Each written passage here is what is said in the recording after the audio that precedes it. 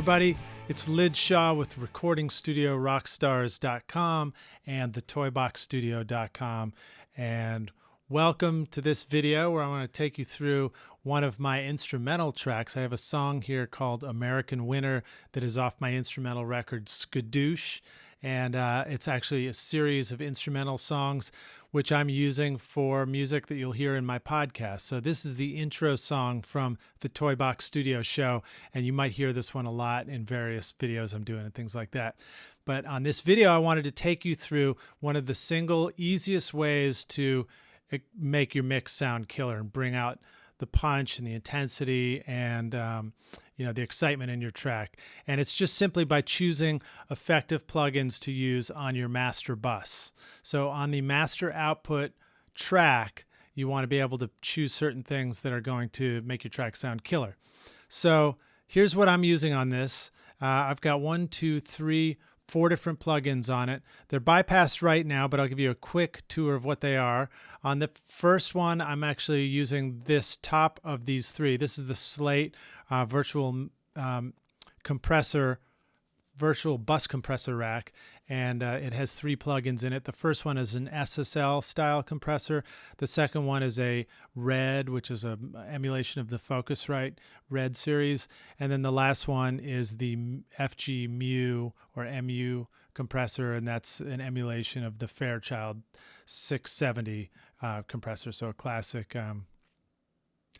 compressor. So let's see, the next one in line here is I've got this digital EQ. I'm using the Brainworks X2 digital EQ, and it actually does EQ as a mono or a mid and side separation. So I can EQ what's in the middle channel, I can EQ the sides separately. And then VTM is the virtual tape machine from Slate, and this is what it looks like. So it looks like tape. It does an emulation of as if we were printing this mix to a tape machine. I don't know if you can see it in the back here, but we've got a tape machine in the back. Oh, and I didn't introduce the fellas. So here we have Ryan on one side. Shout out. And then we got Ryan over here. What's up? AKA Ryan Squared. So these guys are just starting out interning here at the Toy Box Studio, and so we're going through stuff, and we were talking about master bus effects and compression and things like that, and that kind of inspired us to do this one. So last and not least in the plugin chain is the Slate virtual mix mastering, or what do we call it here? Sorry, the FGX virtual mastering rack. And this gives us a compressor and a gain boost, so a limiting amplifier at the end, so we can really boost the signal. And let me just show you what this sounds like with and without, or without, and then I'll drop it in so you can hear the comparison, the difference between the two.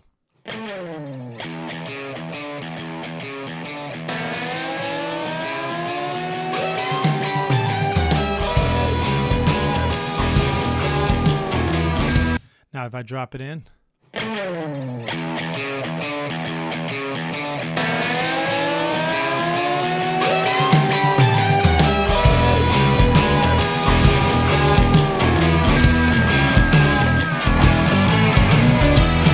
so hopefully you can hear that difference there. It just sounds way more excited. It's louder. It's more in your face. There's more detail coming forward, more harmonic energy and excitement and stuff. And that's essentially what you can get out of adding the right kind of plugins to your mix bus. So let me walk you through, and I'll just show you what each one's doing. So here's the first one. I'll drop in and out, and you'll hear the difference. I'll jump right forward to where the drums are too, so we can get to that.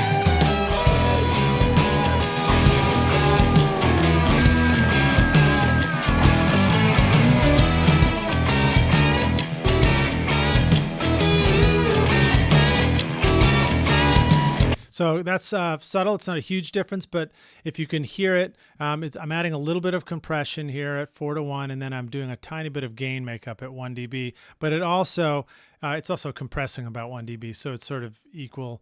But it's adding a little bit of body and a little bit of thickness to the sound, and making the drums sound a little tougher, which is a cool thing. And then if we bring in the EQ next, you're going to notice a couple of things. This might surprise you, actually, the way this is set up.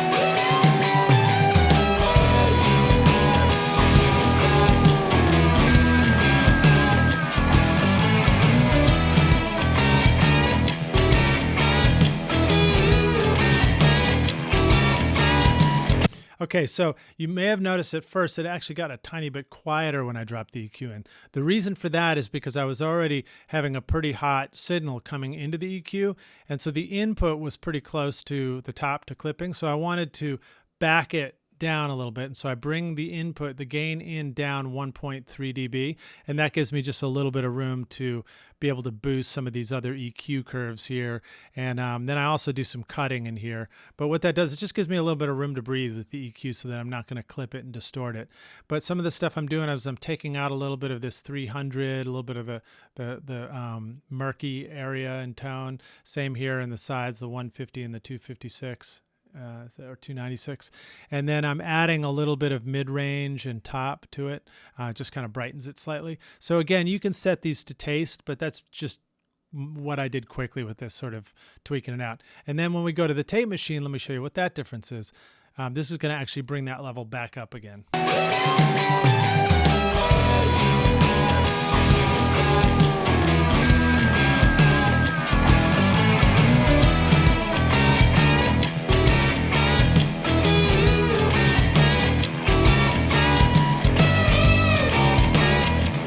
So hopefully you could hear that. Again, it just made the track just a little bit louder again after that EQ, and it also thickened it up a little bit more. Tape has this quality of compressing the audio and adding a harmonic richness to the sound, which just makes it sound a little more compressed. And for something like this kind of music too, it also makes it sound a little bit familiar because, you know, we might be familiar with old style rock and roll or old school rock and roll tone as being the sound of stuff that's recorded onto tape. So when we get that tape sound back, it seems to sound right. So you've always got that balance between what really sounds truly better to you because it's sort of musically exciting the track, and what might sound better to you because it's familiar too, as far as being an old sound. So, you know, think about like video images, and when stuff is shot on old film, sometimes it looks really beautiful because it has a quality of reminding you of what old film looks like, you know, an old film filter on a digital video.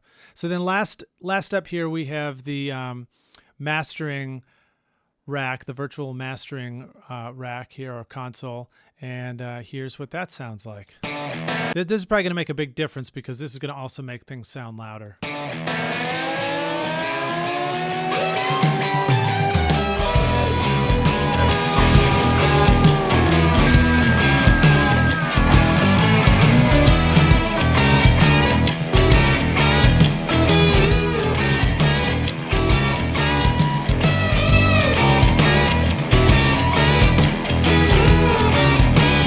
So you can really see here down in these bottom RMS meters too, it was hovering just below -7 here. And then when I turned it on, it jumped up to about -5, -4. So it's adding, you know, a good almost 3 dB of gain onto the track just by using this. And this also has an interesting feature on this particular guy.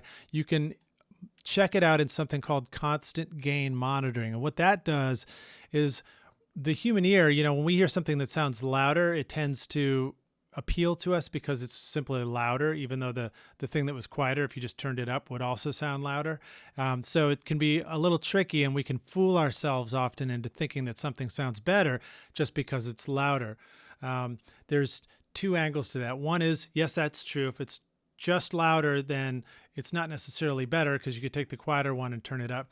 But two is, in our digital world with a fixed ceiling, sometimes pushing things louder into that ceiling does sound better to us, and is the way that you can get things to sound louder and therefore sound better at your final destination through your speakers on your phone and your earbuds in the car, wherever it is. So you're always sort of like trying to negotiate that sweet spot of is it just sounding louder and I could turn it up to get it to sound the same, or does it sound a little louder and it actually sounds better? But what this does is, when you turn on constant gain monitoring, if I put this in and out of bypass, it's going to automatically adjust and make sure that my levels are matched between the two, so I can hear it with and without, and then I can decide that is the one with sounding actually better than the one without being fooled by the fact that it's just simply louder in volume. So here's what that sounds like there.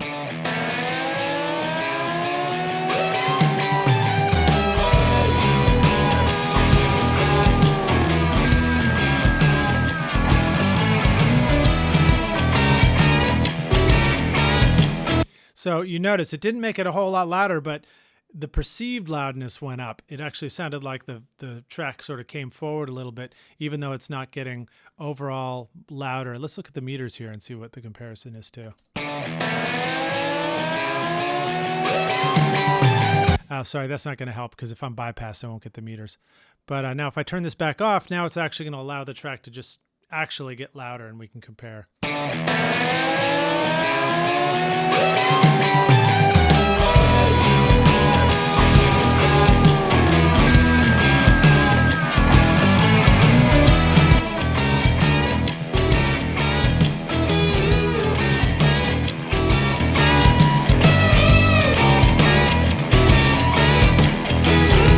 All right, so there you go. You can really hear that difference. I bypassed all the plugins while that was playing and then brought them back in again.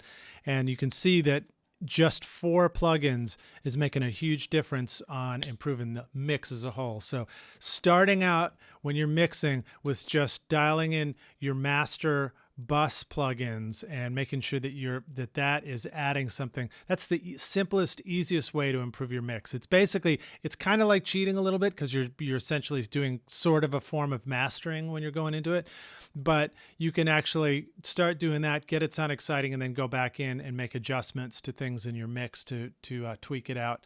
So there you have it. Thanks for watching this. This track is called American Winter, and I'm going, keep your eye out because I'm going to be offering this over on Recording Studio Rockstars, recordingstudiorockstars.com as a free master mix bundle download. So I'm going to have this track there where you can go and get all the multi-tracks and download them. You'll see all of the way I'm mixing it. I'll do mix videos to go with that will show you how to go through the process of mixing this and give you those templates. And then I'll also do the same thing using stock plugins so that you can see, where the power of just using what comes with your computer is rather than using the third-party plugins. So that's that. Thanks for watching this. I'm Lij Shaw.